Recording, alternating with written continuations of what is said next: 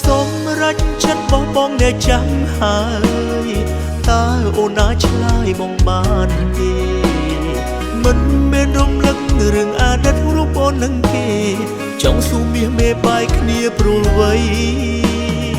អូនថាអូនអស់ចិត្តនឹងគេហើយចំឡើយអូនឆ្លើយបែបខ្លីខ្លីមិនចុះសម្រងអូនថាចង់ភ្លក់រសជាតិថ្មីបងស្ដាប់ឮរកគ្រប់ពាក្យសំដីភ័យខ្លាចអូនក្បត់មកដែរក្បត់អ្នកណាបានក្បត់ទៅបងអ្នកណាបានទៅ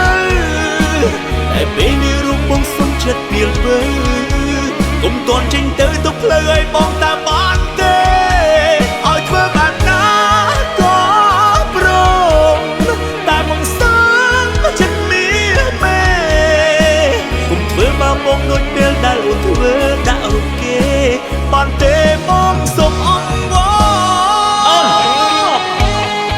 លោកតបបងស្លាប់សម្រេចចិត្តបងអ្នកចាំងហើយតើអូនអាចឆ្លើយបងបានទេមិនចង់រំលឹករឿងអតីតរូបអូននឹងគេចង់ស៊ូមាសមេបាយគ្នាព្រួលវ័យអូនថាអូនអស់ចិត្តនឹងគេហើយ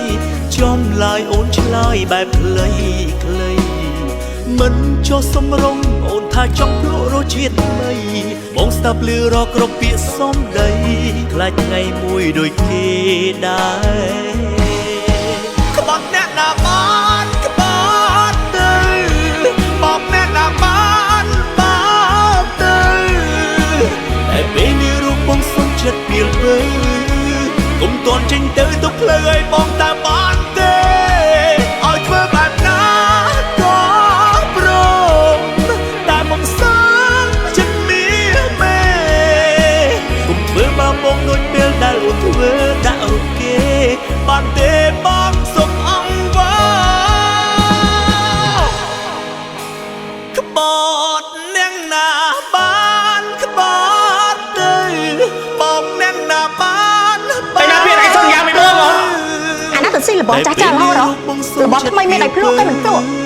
កុំតន់ចេញទៅផ្លូវឲ្យបងតាមបានទេឲ្យធ្វើបានណា